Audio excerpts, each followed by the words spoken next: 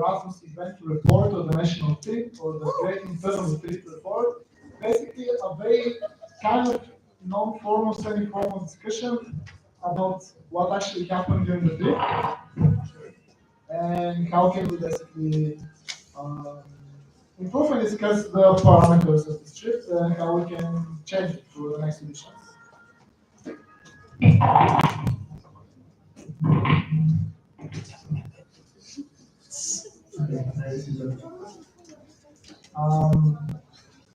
So the national trip.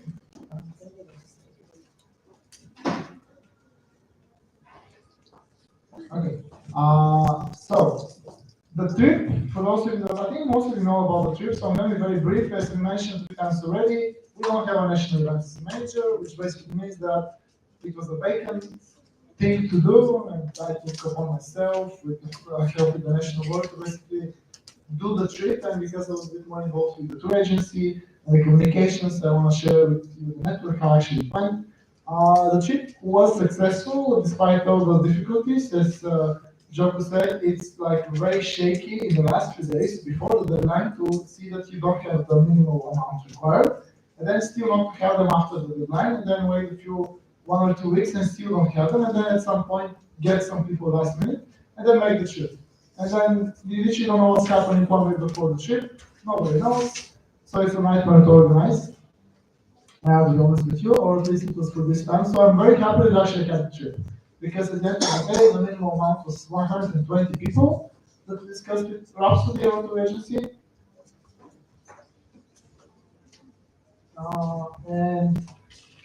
And the experience was that it's something that we have been working with them for the last 2 years, or even more years to be said. And I think that for now they are very flexible with us, and they're also kind of understanding of our needs.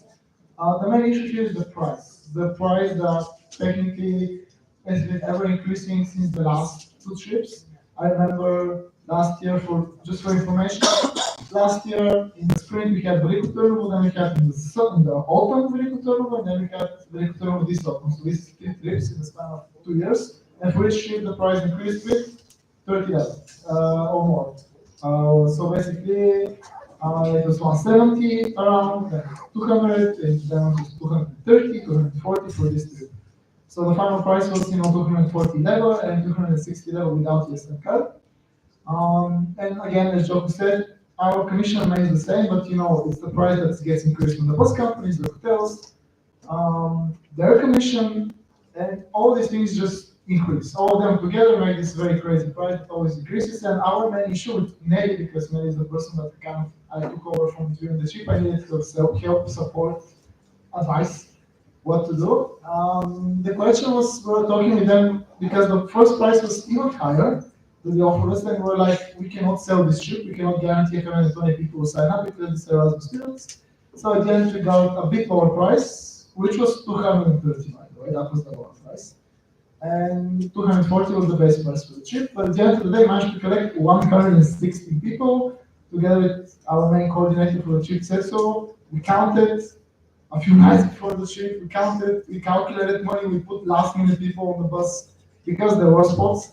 And at the end of the day, it was a lot of calculations. They had to came with a train halfway with the Varna bus. Probably people had to be picked up by us from Sofia. So it was a lot of dynamics that are normal at this point for this trip, but the question is, should we keep it the same way?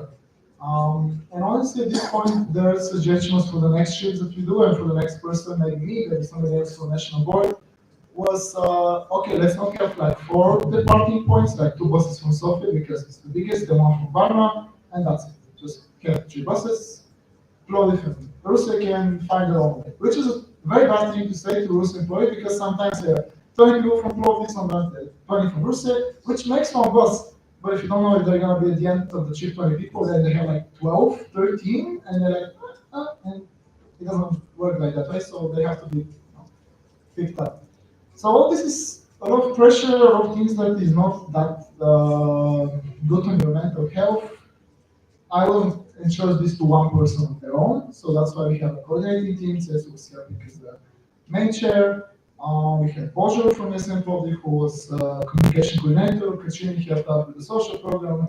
Christoph helped out with some guide information. So as you can see, piece by piece, giving it to people, even if they're not applying for a position, so we can have something manageable. Then guides, a few official spots, a few unofficial spots, but at the end of the day, like 10, 12 guides that were basically joining us for each trip.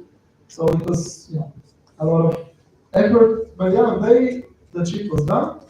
So can you see the next slide and see if that's the feedback? Yes. Okay. Oh yeah, can you go to the next one? So at the end of the day, I can share very briefly, because we sent a feedback form to the Erasmus students. Nelly presented it last year because she got kicked out of the room last year very quickly, but I think she managed to do it well in like 10 minutes. But the statistic is that we always send to Erasmus students a very detailed feedback form that has the photos at the end. And the idea was for this feedback form, you can rate 1 to 5 very, very extensively, very detailed, different elements of the trip. So that was great. And that's what we used with CSU now with 74. I would say around 72 if you're in. I cannot calculate the grade, but I would say it's around a 4, which is basically good. People were happy.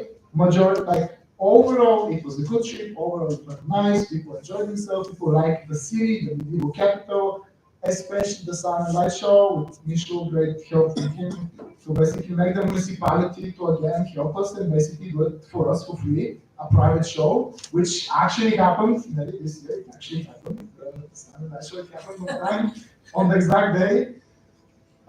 So it actually happened, which was great.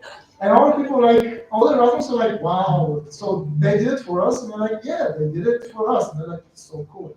And it's a very nice positive feeling that, they always like to complain, they always like people that, a few Erasmus students, they have their wishes, but they always have to complain about something, or people that don't really understand the whole point of the trip, or the Erasmus trip.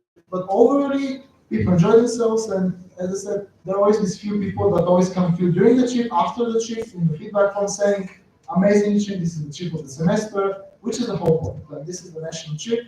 We want to make it the trip of the semester, the biggest with all the cities. So I think it's a good idea to continue doing it. Another question is, should we change it a bit? Based on the feedback form, we kind of know our weaknesses because we've never had a very extensive culture information for all our objects. Italia-NA, Varna, the cities we visited before, the Italia sometimes, we don't always have time to prepare the guides. So yeah, there were comments that maybe better preparation for guides, more information that they know, more time for them to teach it. So these are things that we can improve on the national level to support the guides, support the Erasmus students.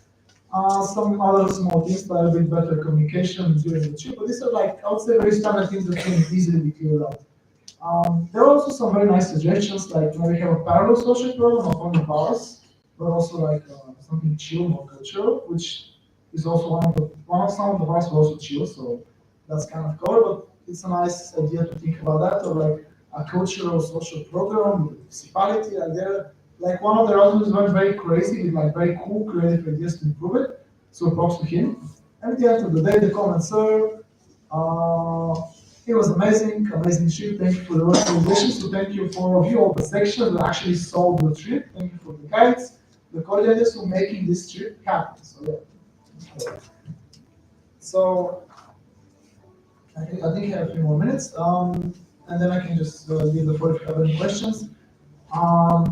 The cases that we're discussing with the national board, how we can proceed now. So this is the decision that we will do on the national board. If you have comments, you can let us know during now. But the idea is, as Joe said, Veliko Trnovo has been the main destination for the autumn trip, and the idea is to have another Balkan spirit trip in Gabrovo in the spring. But Veliko Trnovo is a city that has many hotels for such large groups. They don't have hostels for that many people, which kind of forces us to go to 3 or 4-star hotels. Otherwise, we should go to guest house, but they're very outside of the place, or they're not that best quality. So the question is, should we even sleep in Trnovo? Should we go to, let's say, Gabrovo on the way there, and then visit Tsarovets during the day, but sleep somewhere else? Should we maybe change the tour agency, maybe not with Rapsi, with something that will offer different prices, if they're going to be different prices, because bus prices increase the prices, and then the tour agency has to increase to also cover the cost for that. So it's basically layer. So these are the thoughts and the feedback that I want to share with you about the trip and like the practical aspects, because honestly it doesn't make sense to continue going to 30 level every semester. The trip, like it doesn't make sense to be like 200 level the next level. It's crazy to think about that. So yeah, so we're going to have another trip in the spring, which is a standard national trip, which probably will be the Balkan Spirit model, which is like a 2-day trip with 1 night in capital. But yeah, it's a question of should we keep the format of 3 days and 2 nights, should it be only 1 night? The government trip is more expensive, with more like travels to places, so that even increases the cost of the bus. So all these are factors that play along. So I'll leave the floor in, I don't know if you can use slide or you can just. They already. Okay, perfect. So let's go. Okay, so first one comes from Milan, from ESN Varna. How do you plan on dealing with problems like the French people's manners?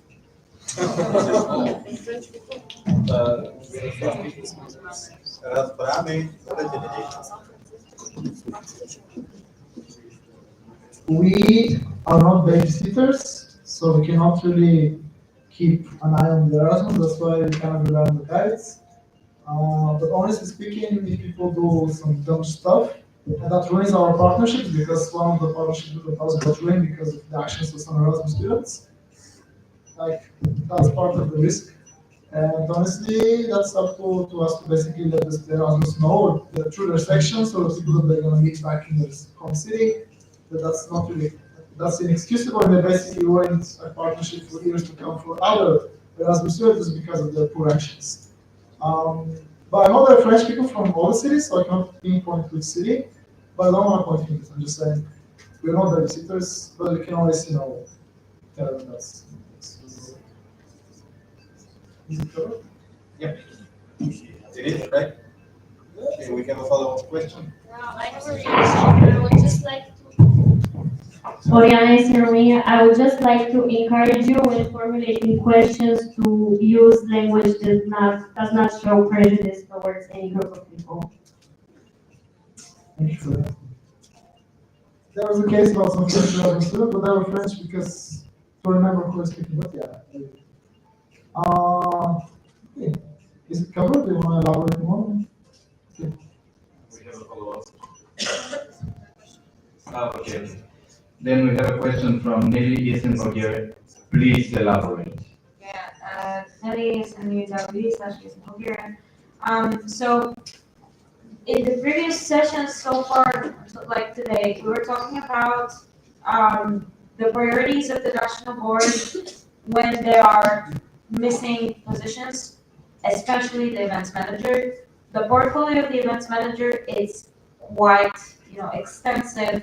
So you are also considering, like, from what we've been also talking, what you also presented, you are as national board considering changing the destination, the process. Don't get me wrong. I believe, like, I would fully support whatever is best for the network. But do you believe that this is sustainable for you in your current situation, having like 7 people on the board? No. Thank you for that. It's a very good comment. I can just elaborate and I can get it done. Honestly speaking, a change would mean basically eliminating or adapting something so that people have less effort. But it will mean that we have to now go out of our way and start finding the best offer or something. So at the end of the day, let's say the next year's offer is good enough and the price is expensive but good enough. We're still rolling with them just because they're all of flexibility. I can start with this yes trip, but I can mention very quickly. We are working with test trips for a second national trip for a second semester. Last semester was in Thessaloniki. This year is in Istanbul, and it's going to be next weekend. And the idea is with test trips, we're doing it, and it's again kind of my responsibility to do it. Not because I like to overreport myself, but because I like working with them, and I kind of don't have to do much in terms of logistics. We don't touch money ever. They collect everything. They send emails. We just ask with our friends from ESN Istanbul and ESN last semester what we're gonna do for a social program, for a very standard call, what we're gonna fill those 2-3 days in. And then we discussed everything with Laura from next trips, we communicate, we discuss a few times, and that's it. And then she sends emails, she sends her biography, she follows up with emails, she follows up with payments, she organizes everything, and we just have to promote and pick guys for the trip. I think that's pretty much it. So that's why I haven't been too much of an issue. And the logic is either make it something as chill as that in terms of resources for yourself, or waiting the cost for a new project. I would say that if we decide that we have to actually make this very big change and we do not still have a event manager on a national level, I think this would be like a possible solution would be to have a task force in this situation, like to research different agencies, for example, in different locations that we can go, and then like along with maybe someone from the national board to overlook this whole thing, but it is possible to do it by a task force, if we have to actually do this. Thank you. And comment to that, I feel like like a national trip is also called a national Erasmus event in some other countries, which is a term that's very widely used. It's basically a big Erasmus event, and all of us do events or part of events or volunteer events. So on a scale, it's big for the whole country, but on a smaller scale in terms of tasks to do, it makes more events within a 3-day trip. So speaking, it could be a task force or people that care about in the cities. You have people that want to apply for this position or have ambitions or comments. Yeah, you can make use of that as well. Thank you. Next on to the ESN Bulgaria. Can you talk feedback with Rhapsody? Yep, please. ESN feedback with Bulgaria. So, since I was the person of contact with Rhapsody for the past kind of like 2 years, Mariana has always been a person that goes through feedback, has been always feedback oriented, and I wanted to ask if you have actually, considered having an honest conversation about, because like I know the situation with their commission, and I do, I completely support you. I don't think that's fair towards us. So do you believe that if like an open conversation happens, something might change? That's a very good point. I believe let's say from my personal experience, because I have a big portfolio, many other events in Chinese happening during and before the trip, and after the trip as well. It really depends if I'm available, so it's all can be delegated to somebody from the board, which wouldn't be ideal because you have to know the context.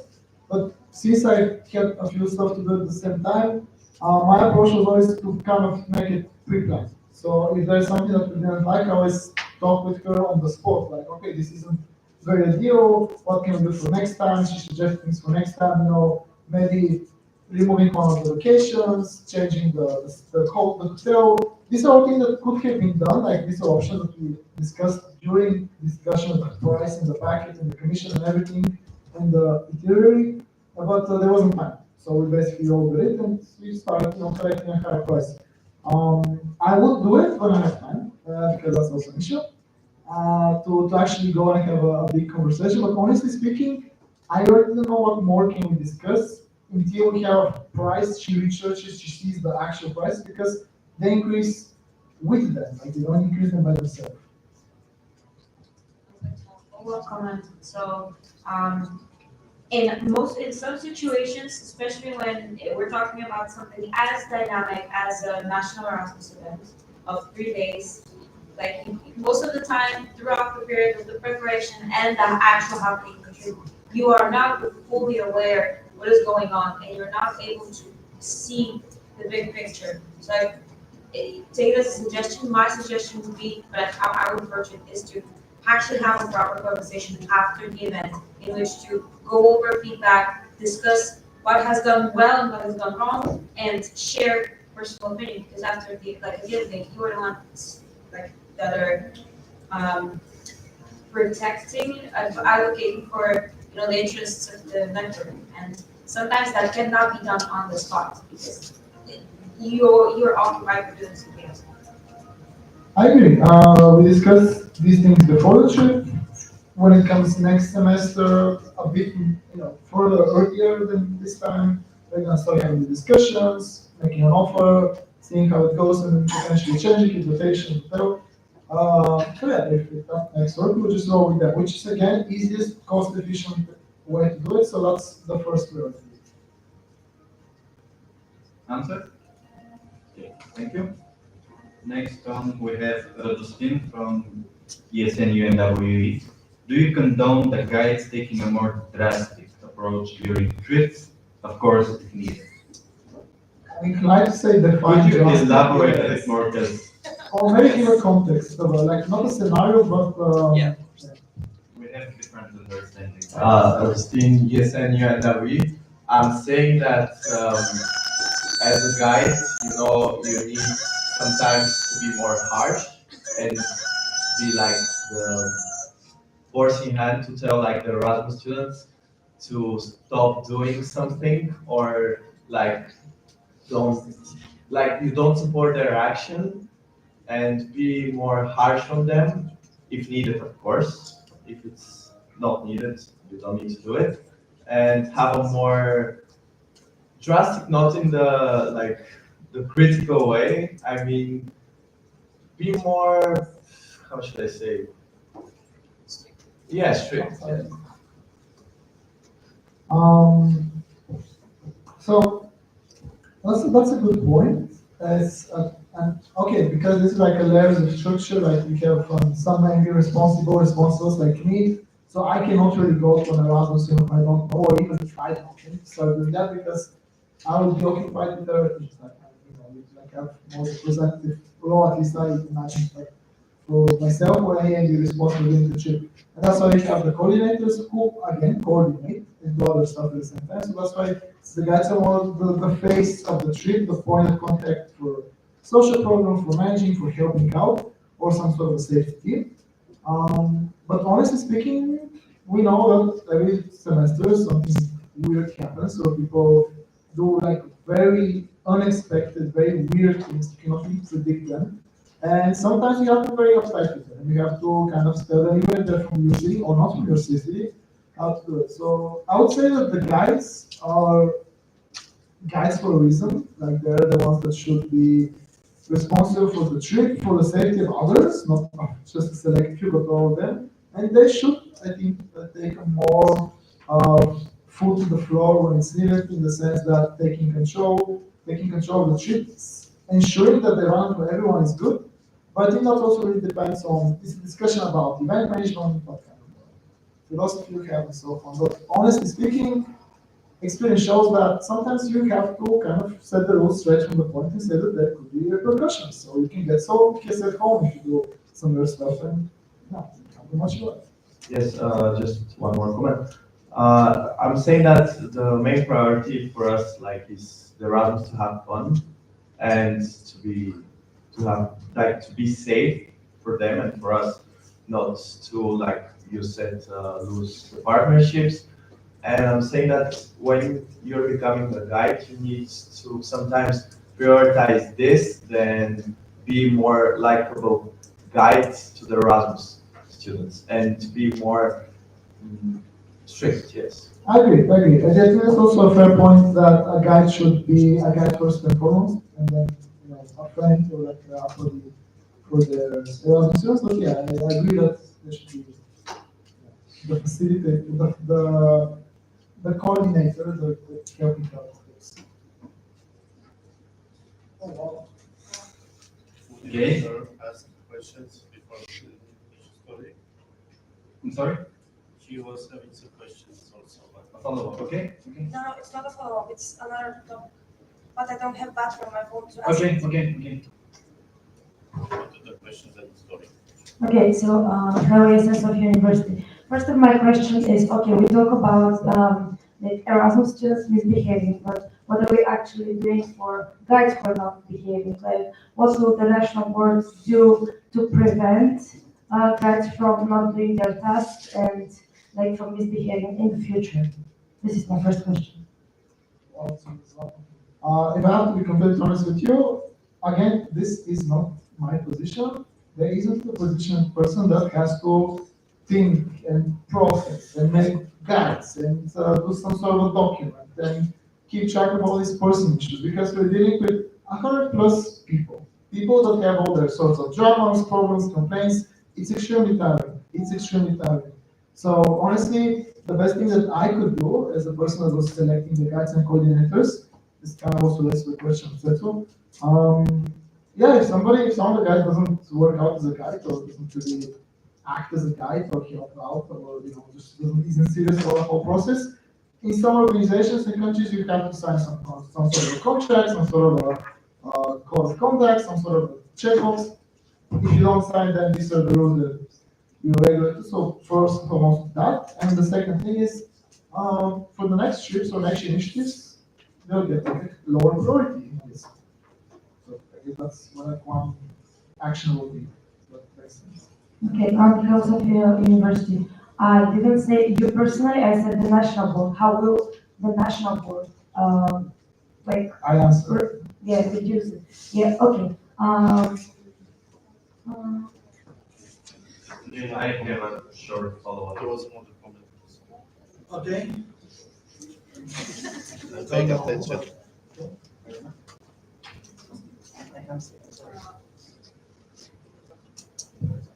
Mila, ESN Varna.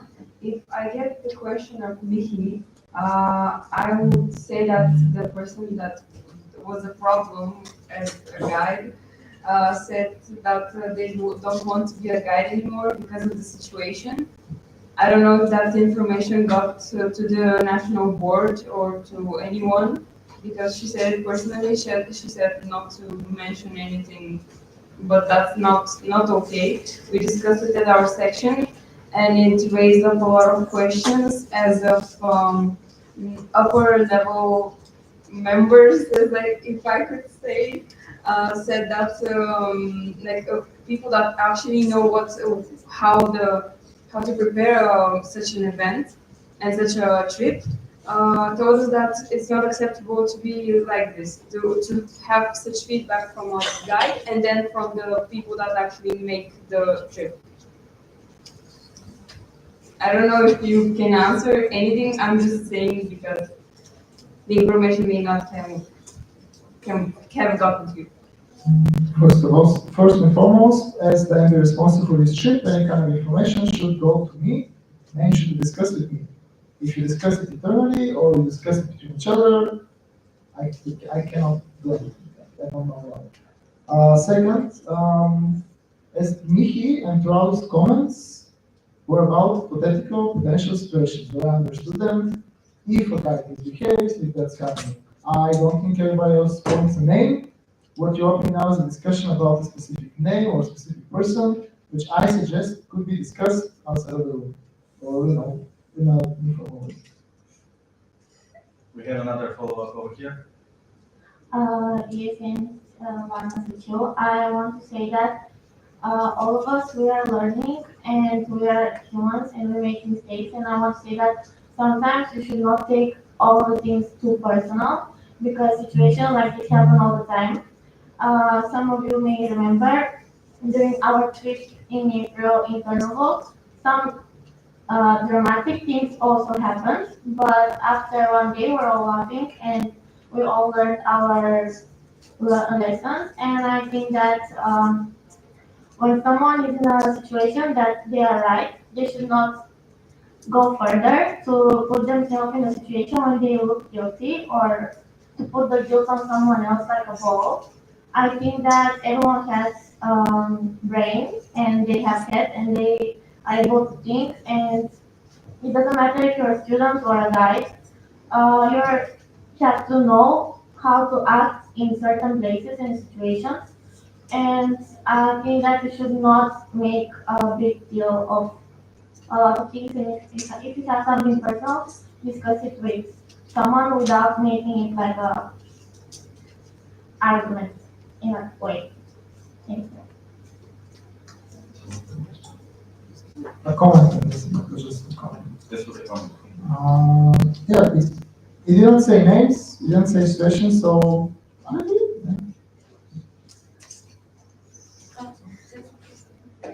I already have one, thank you. I have a question, and this will go to the national board as well. Would you consider taking the steps of, for example, ESN Sweden, and whenever a guide or someone that is from the OC for one of the trips misbehaves to a certain extent, invoicing them for the whole trip or the whole event? Has this ever been taken into consideration? thank you for the question. A specific procedure or something to be implemented, not really. Again, we're kind of relying on our discussion, on our thoughts, on our idea of what the volunteer should be and what the modern day volunteer in ESN Bulgaria should be. I would argue that 10 years ago, ESN Bulgaria had different kind of trips. 5 years ago, we had other kind of trips. Now, current day, and looking forward to, the idea is that we want to create more and more quality trips, but also with more and more quality as the volunteers. I would say that there is a reason we have a specific guide that outlines how the trip is done, like the events policy paper. There's the way that we have a coordinating team, like all these decisions are made because it's very difficult to manage chaos, to manage guides doing whatever they want, to manage even, in other years, any responsibles doing their own things, people that coordinate the whole trip doing their own things. So that's why we have a document, something set in stone, something that is kind of objective, so that we make sure that it's a quality thing. And in terms of the process and the way this is implemented, yeah, I agree that the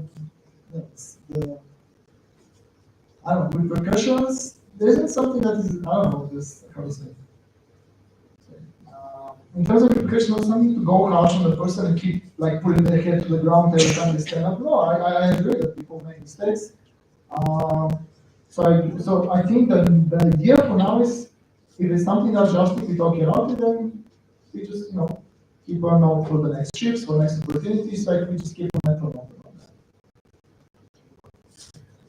that. We have another follow-up. Nick?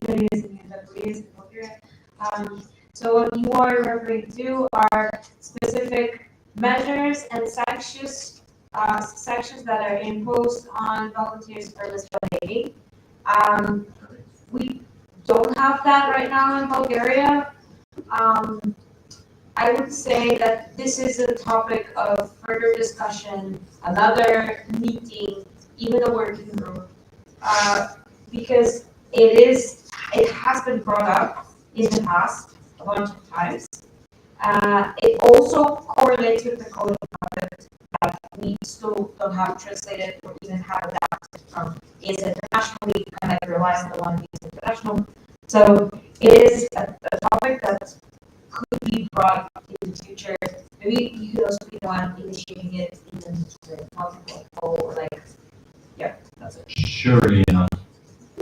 But final comment on that. We might not have the time to implement what you're recommending, some sort of guide, some sort of task force, some sort of outline, just because it's not a priority, and I don't think we have the capacity to do that in such an extent that it might be useful for everyone. So yeah, delegating it to all groups is the way to go. And the other thing is, we are not making things up. We don't argue with people. Point a finger at them. Honestly speaking, when we don't know something, if your international work has good connections with other ESN countries, and even on the national level, so we just look what other countries are doing, and we take what we think is a good initiative. They best practices are shared, so we just implement them on our scale. It's not something that we cannot make up. Okay.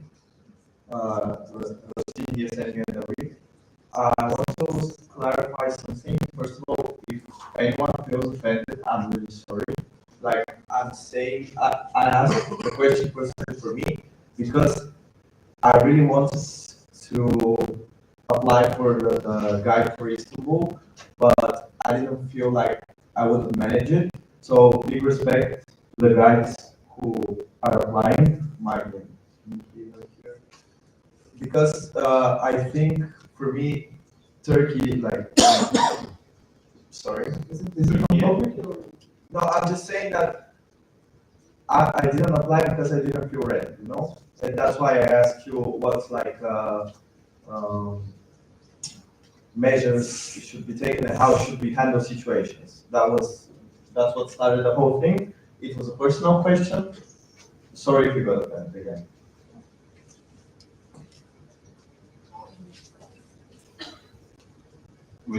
Okay. One last follow-up. But only if it's on the topic of what Raul said about a procedure for a guide. If it's personal things, I'll ask the main chair to just stop this question.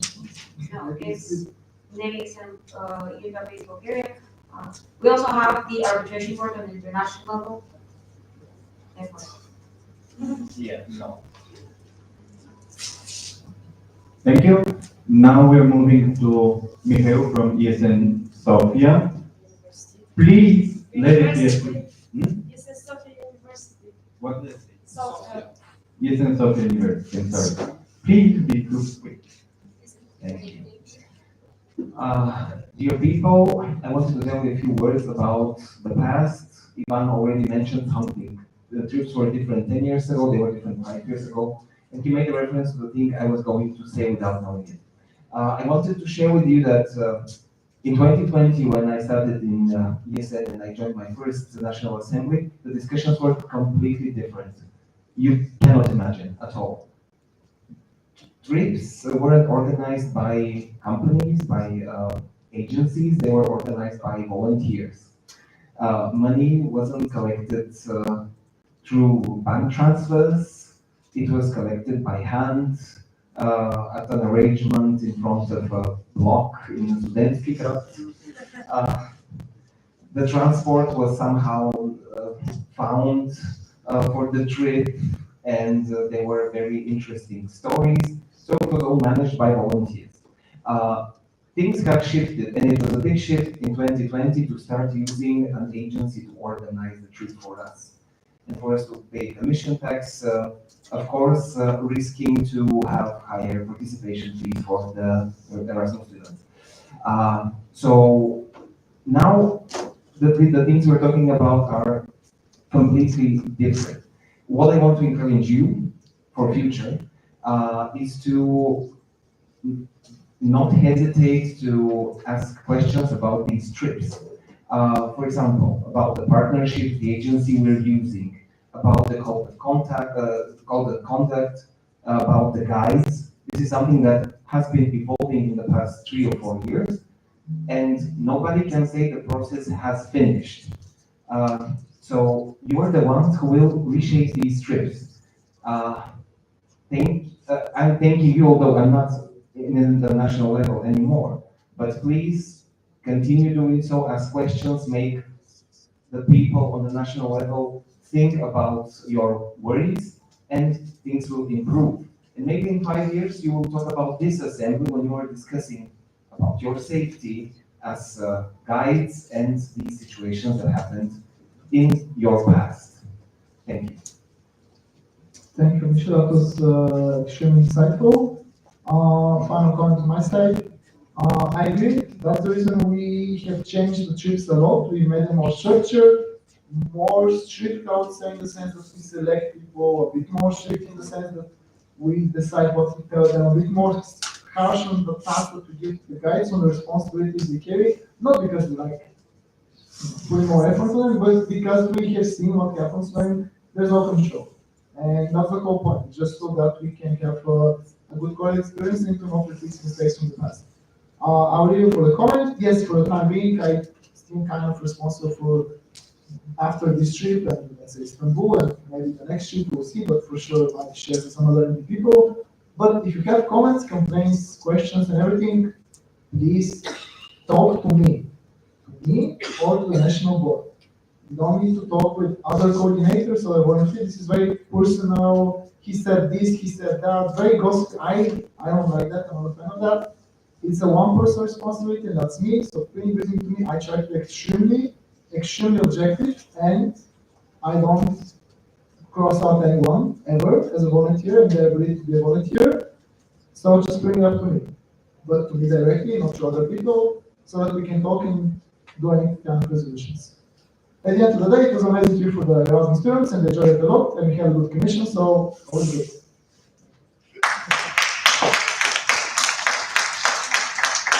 Thank you for that session. We will now continue. It wasn't closed. It wasn't closed. Speakers list. It You didn't didn't say. announce it.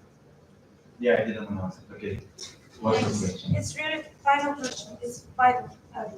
Yes, if I was in Sofia University, my question is, like, the prices are getting higher, both for the Erasmus students, they're getting higher, the prices. But the question is from Rhapsody's side, the process of organizing each trip evolving? Like, are they offering us something better with each trip or not? That's my question.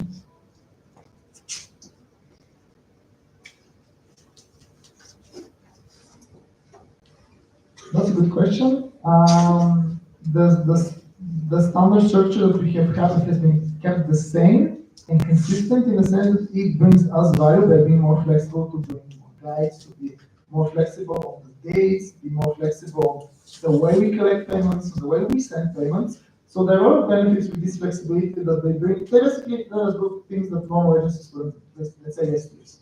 So this is the benefit is being kept consistent.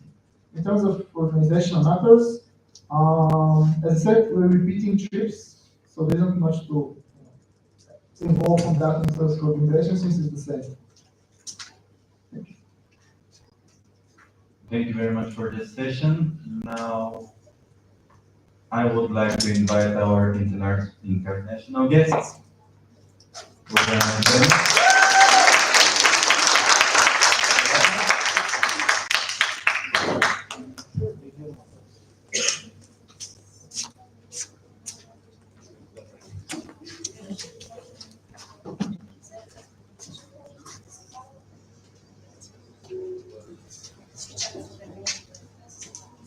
Does it work? Yes. So, hello. This is the last session of today. I hope so.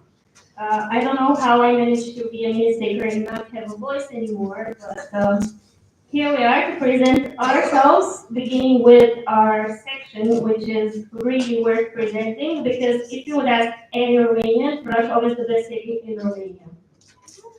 That's our mascot that you can also see there. Pepito, he used to be a Coca-Cola reindeer, but he was undressed from his costume and turned into a deer, which is an animal that you would find in the forests around Brașov. His nickname is Chukash, which is the name of a brand of beer coming from the Chukash Mountains next to Brașov. You can follow him on Instagram, Pepito, aka Chukash. Chukash Mountains. Chukash beer, depending on your preferences. Okay, can you go on? So let's find out some more about the section from the heart of Romania. We started our activity in 2010. We are a mid-sized section out of the 14 of ESN Romania. And we currently have 5 local board members and 1 coordinator, and at least on paper, 50, 60 volunteers, out of which 20 or 30 are active on a weekly basis, let's say. We welcome around 100 Erasmus students every semester. Usually we have more in the first month. And at least last year we had over 40 events organized within a mandate, so that's like 20 per semester. We don't do that good in terms with the collaboration with our IRO from Transylvania University. They literally don't care about existence. I'm happy that they forward our emails. But we are proud to say that we collaborate a lot with local NGOs who work in the fields of Erasmus projects, with the Students' Cultural Center, and local pubs with whom we do events in collaboration. Brașov is a very historical city combining medieval times with communism. Basically, if you go there, you can see that the center used to be an old citadel, and there are a lot of parts of the citadel that are still being visited. That in the picture is the White Tower, which is the highest point of the citadel of one of the hills. And if you want to compare it to something, I would say that Brașov is like little Sofia of Romania because it's literally surrounded by mountains from everywhere, and the Erasmus students usually come here to practice winter sports. We have a ski resort 20 minutes from the center by bus, and for mountain lovers because we have a lot of hiking areas that are accessible without a car. Moving on. I'll give the word to my fellow As you local can see, government. that's why I dress like this. Yeah, I'm like a babushka of the section because I'm the oldest volunteer of ESN Romania. I'm since 2013 active, still active.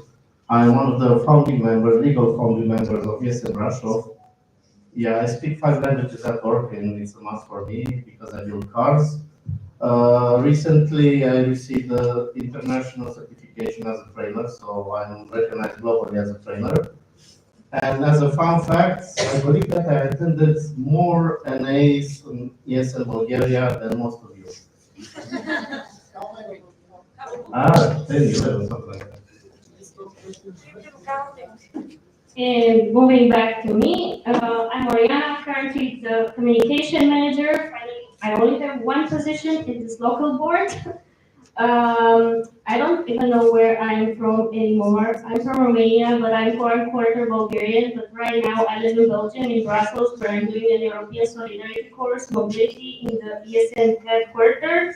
I'm doing the training and development assistant position. So kind of all of the emails that you get about registering to international events are open calls that I wrote for somebody else to send. I'm also one of the legal founding members of ESN Brașov. Apart from my ESN work, I have a background in psychology, and right now I offer pro bono services to my friends.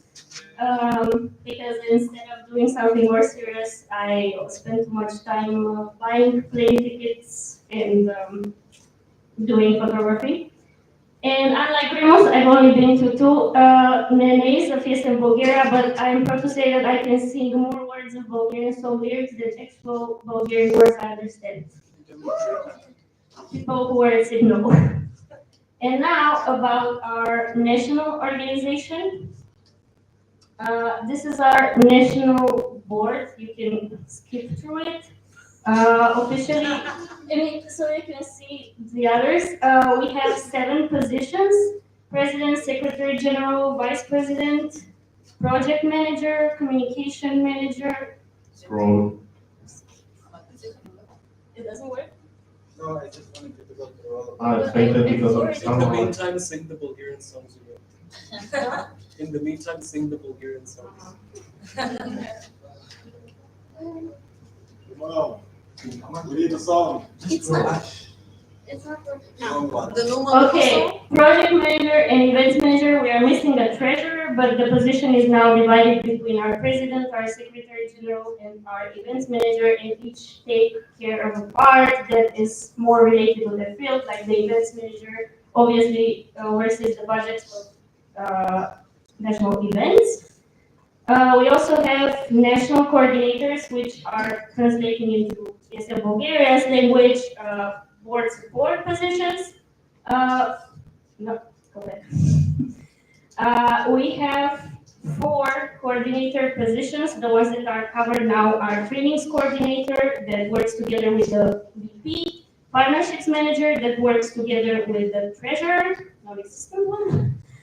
We have a social media responsible that works with the communication manager and the education officer that works with the president. Regarding our human resources in general, you can go. So we have 14 sections spread over 12 cities in Romania. 3 of them are located in Bucharest. Generally, in our NO, we don't have sections linked to just one university. It's one section that collaborates with all universities in one city, and in Bucharest, basically the 3 sections kind of divided the market between themselves. As a background information, the mandates in Eastern Romania of national board and local boards start and end on the 15th of June, which is why our first event of the mandate is the local boards training that happens at the end of July, which is only for local board member or people who are interested in applying for that. And then in December, in the first semester, we have a national training event that is mostly targeted at newbies, but because it's quite a big event, usually with 80 people, we have 3 tracks for newbies, old volunteers, and local board members. Yeah, but this year is gonna be changed because Yeah. there are legal issues, so they want to add another track for the representatives of the sections to have a national assembly parallel. Yeah, that idea, don't mention it. Okay, go further.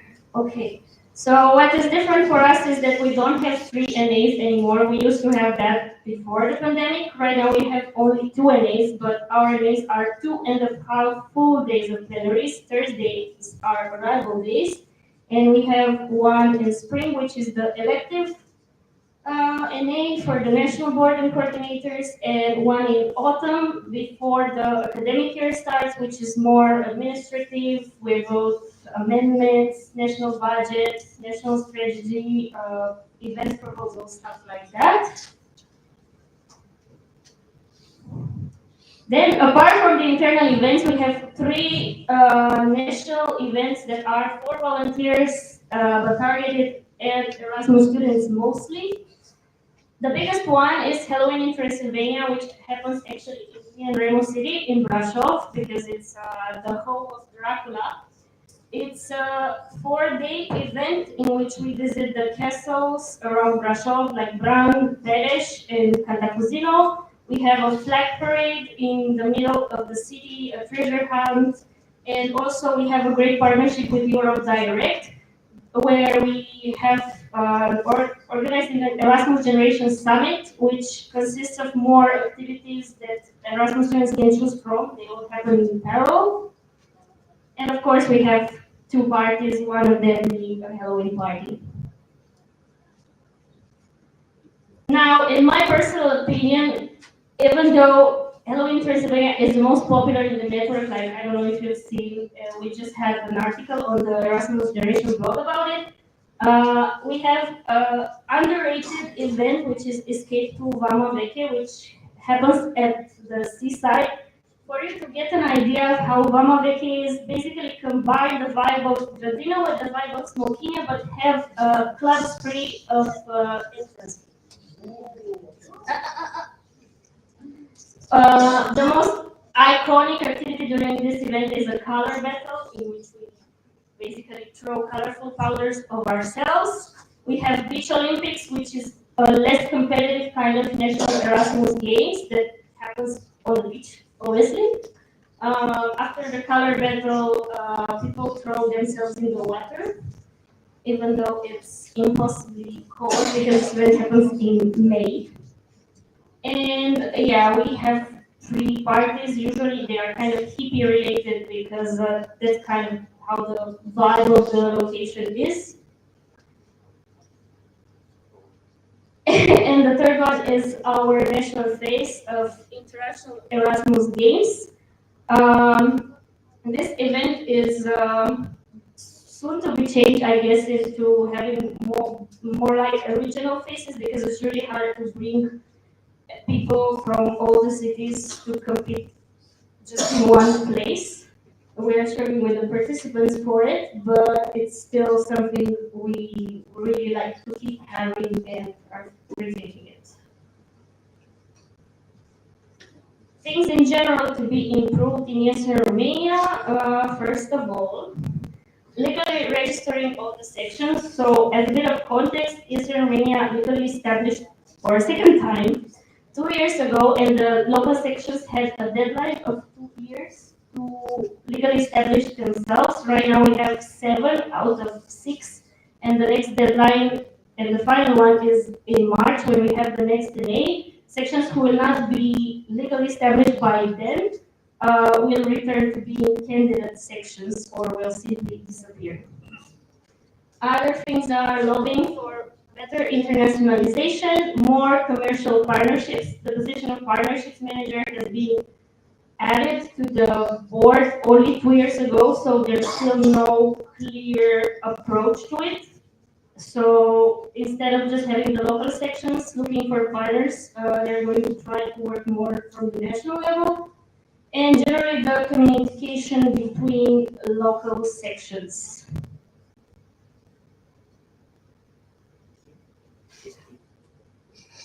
I think there was a slide that's missing. Can you go back? Like there was a slide about good things. Nope. None. Before.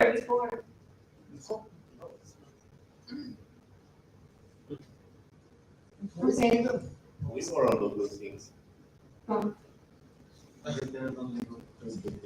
Okay, it was a slide about ongoing initiatives. One was about community calls.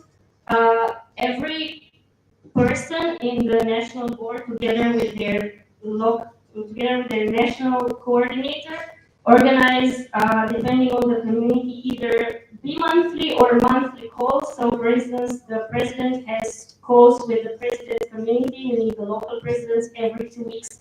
Usually one of these calls per month is with the education community, so it includes more topics on the education side, and sometimes these calls are also used as extraordinary general assemblies.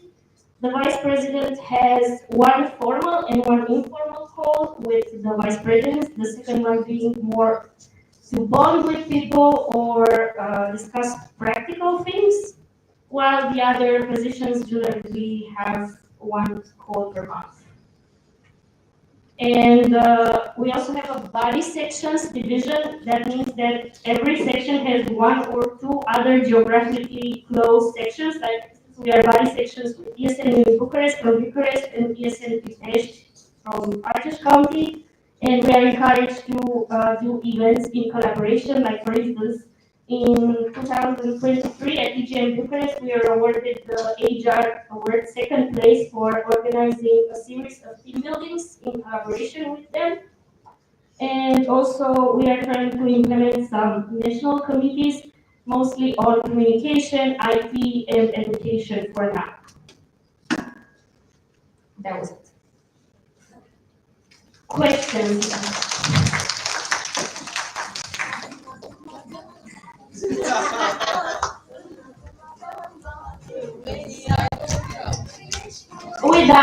Without. I'm not taking minutes of this.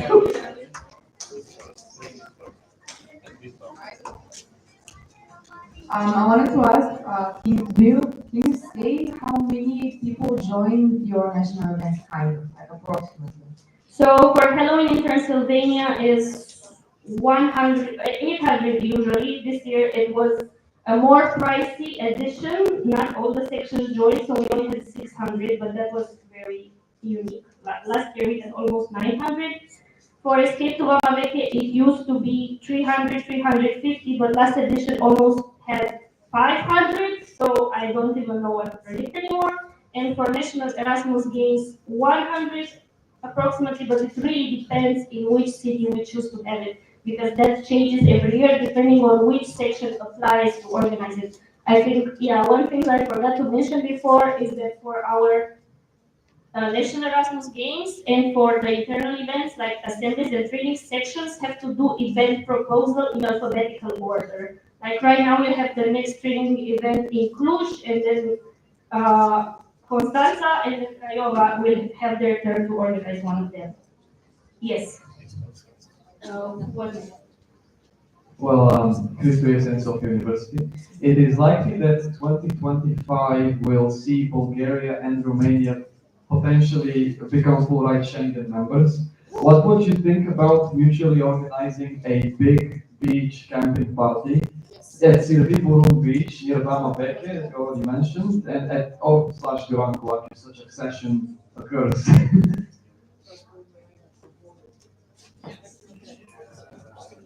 I think that would be a great idea, mostly because a few years ago, within Escape to Vamaveke, it was included a trip to Baltic but we kind of removed it because we thought it's not very inclusive of people who cannot cross the border. Yeah, in the past it was this problem, and we couldn't manage to take all the Erasmus students with us in Baltic, so we had to divide people in order to make sure that someone has fun at the same time with the other person.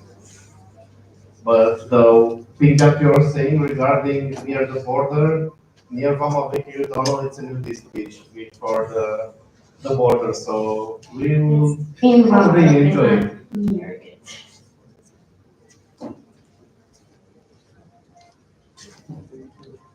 Um, I had a question about the sections. I saw that there's only 3 sections in Bucharest. I say only because in Sofia we already have 5, and we're thinking of opening 2 more.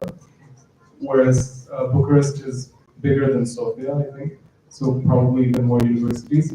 So is that efficient, having only 3 sections for the whole city? Because in Bulgaria we have kind of a principle, like it's either each university kind of opens a section, like in Sofia, or we have 1 section for the whole city, but that's in Plovdiv, in Varna, let's say.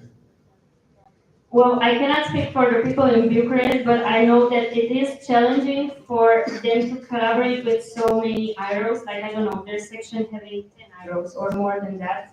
There's like a conflict of interest when, I don't know, they ask for support from one IRO and then another IRO gets pissed about it. Or, yeah, they just decide to work with whoever is more willing to support them. If you want, I can help you with that because I live in Bucharest now. So. Yeah, that's normally in Bucharest, the sections they collaborate between themselves regarding the universities, and they have collaborations with the IROs. So each section knows that it's their territory. They mark their territory regarding the universities they collaborate with, because one of the section has ASE, for example, it's for economics, so they tend to collaborate with economical universities. Polytechnical University, ESN Poly as the Polytechnical University, so it's technical with technical. They try to not to mix between themselves, they try to respect somehow the category they belong to. So for example, if there's ESN Bucharest Polytechnical University, Yeah. that's a specific university. Yeah. Yeah, but that's the only one that is, the only section that is with only one university. The other ones have a main university, which is in their name, and other smaller universities, like private university or very specific university. For instance, ESN ASE CMP Bucharest used to be called just ESN ASE because of the academic of economical studies, and they changed their name in order to include the construction, medical, and politics university. And medical. I said medical. Okay, okay. So there's no, currently no issue with, for example, ESN Bucharest Polytechnical University working with technical university, let's say, and the technical university saying, oh, we don't want to collaborate because the section is not based in our university or something. No. That's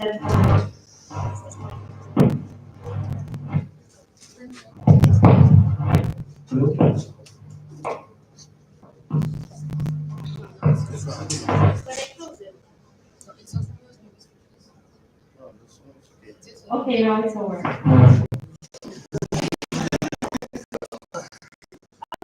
I can speak.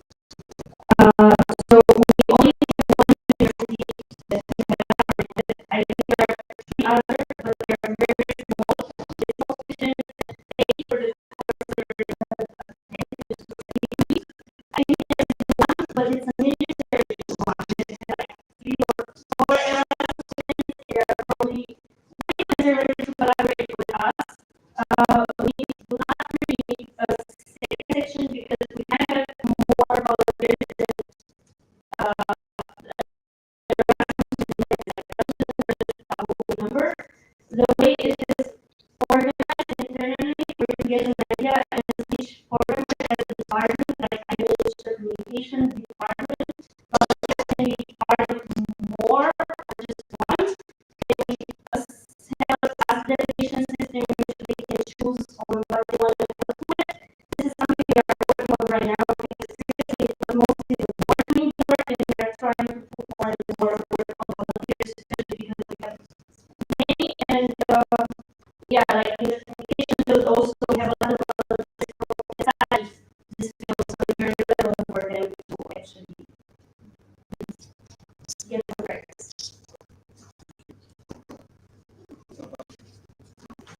Anyone else?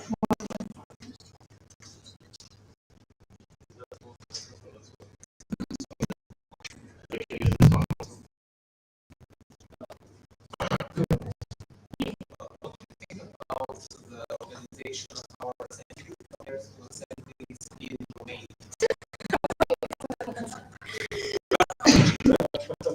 Well, there are pros and cons to both approaches.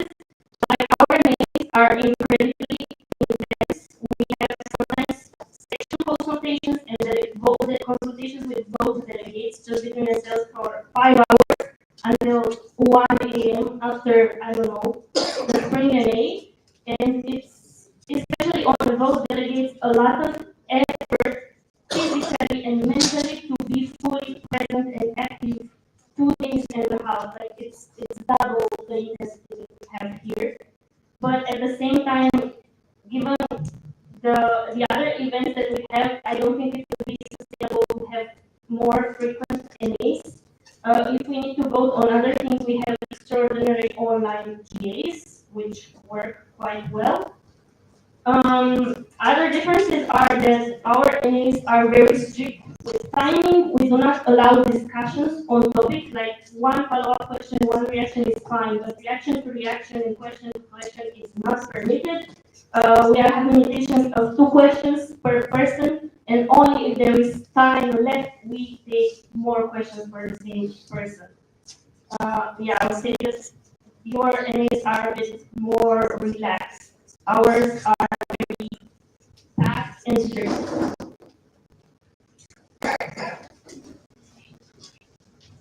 Especially when he wants to stay until 2 a.m. just to discuss about. But also not just that, like in the autumn and May, last time we had 6 hours of amendments in the agenda. There was like, I don't know, 60 or how many you wrote?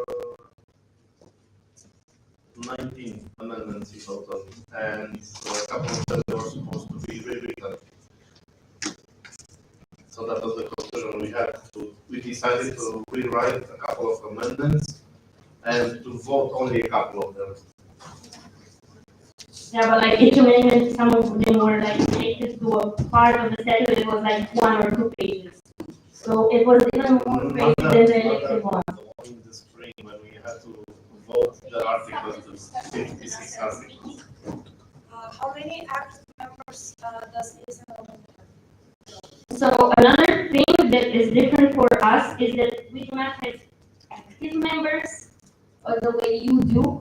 Like all of them are volunteers. We usually recruit volunteers, and people when joining can decide to be volunteers, both volunteers invited or just but most people are volunteers.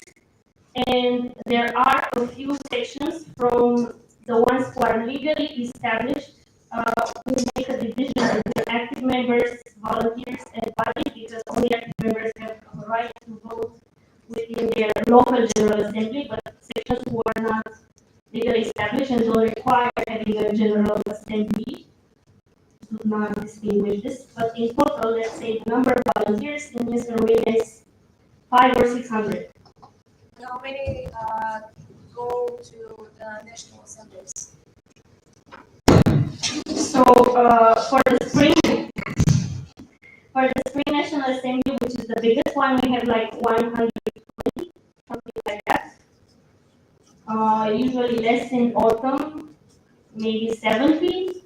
For the training events, for the local board ones, which is just local board, is 40 to 50, and the national training event 70. And in the other national events that are for Erasmus students between 100 and 150.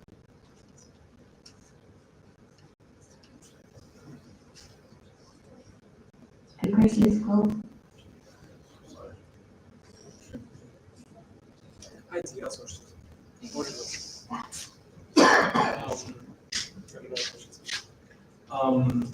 So why do you need all of the local sections to be legally established and not keep it as TSM Romania, for example? Because we are just one entity and the sections are represent these employees.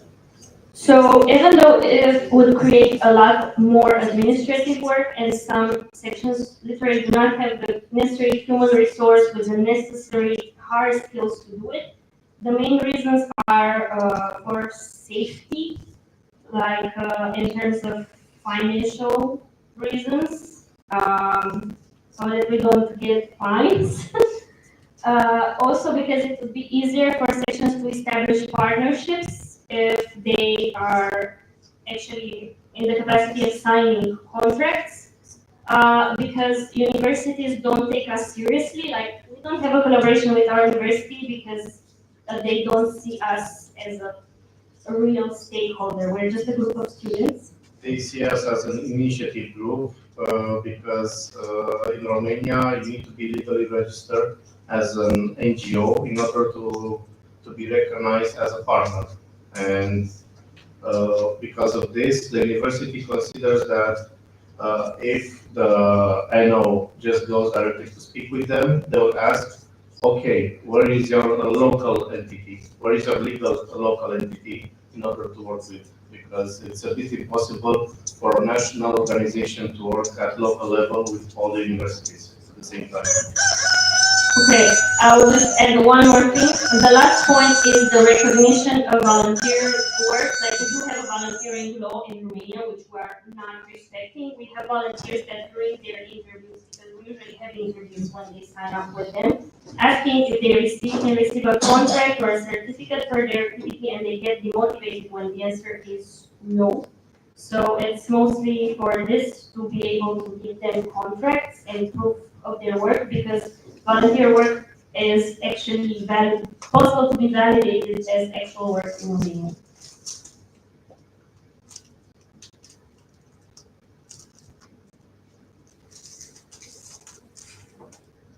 Any more questions?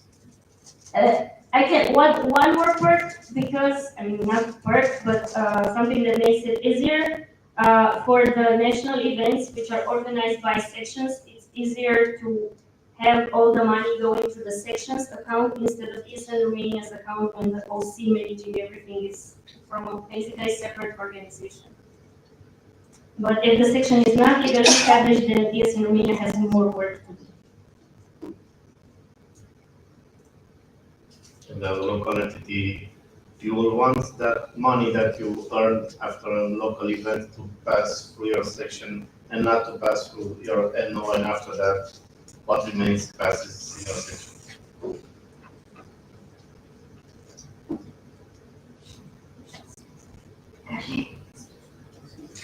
Why are you with this in Bulgaria's flag? If you're Because I don't know who had this flag during the picture, left it on the hallway, unsupervised on the window. Also, I have a Sofia University flag that I found somewhere there. I didn't even try to steal them. I tried to take care of them when I saw them. Like that one is full of mud. I don't know what happened to it.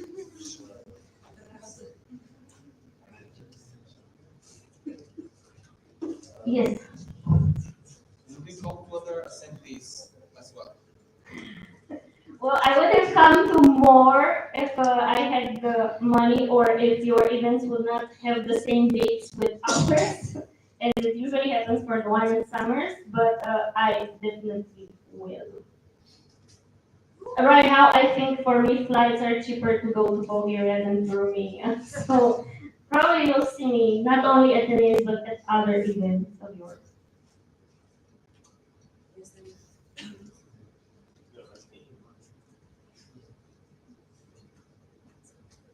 Do you not want free time?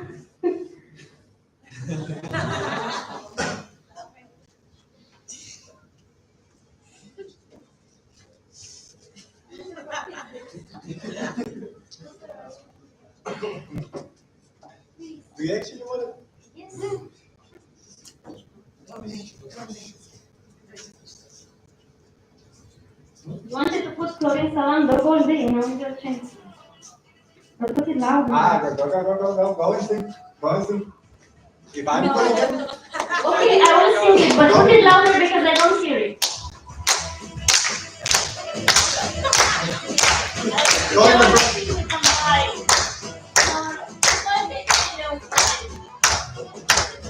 Дайте ми упали, само класа и престиж. Всяка врата е за мен отворена. Нямам банди, не връзки се, не боя ни се вижте.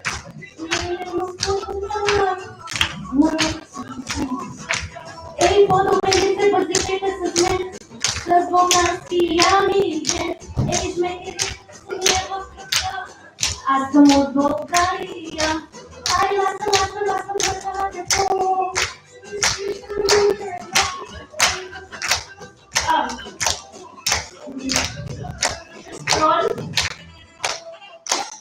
I don't know the Romanian part of this. I know the Bulgarian one.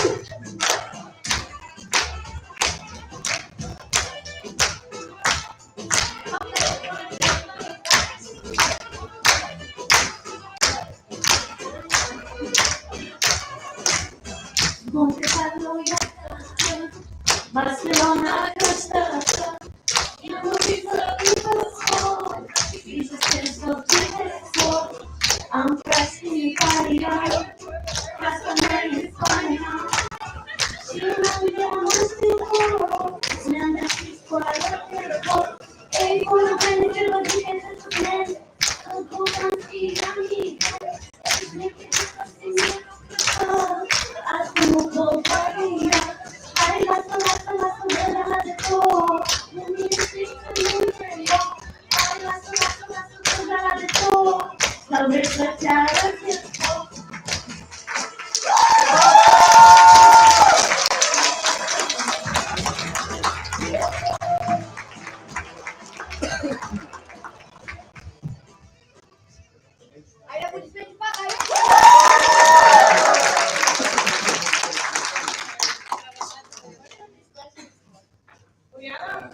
This is on the live stream.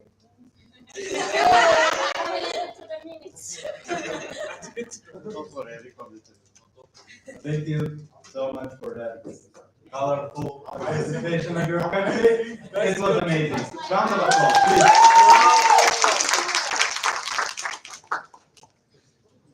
With that, now we know our international guests, and now follows up the section of consultation part. And what I would like to inform you is that our social program and the dinner is going to be from 8:30 p.m. We can begin. But we on time, Do we- we're gonna have to join. Yes, we also have a DJ, we have some stuff planned already, please be on time. Do you have any more announcements on the OC side? Yes. Mike? I'm gonna come. Wow. It's an official, so yeah, you can come there. So, tonight, вечера може да седим да колкото искаме в столовата. Има осигурено алкохол от вечерята на студентски съвет, но ако ще седим до много късен час, ще е хубаво да се заредим с провизии за автор. Има магазин точно срещу входа на университета, така че който от сега ще се прибира за села, може попътно да мине оттам, защото е в 10 часа. И да, просто се възползва на това, което ни предоставя, след това продължаваме. Не пак не сме по полиция, тъй като се припомня. Аз просто казвам, за което ме държа да знаем.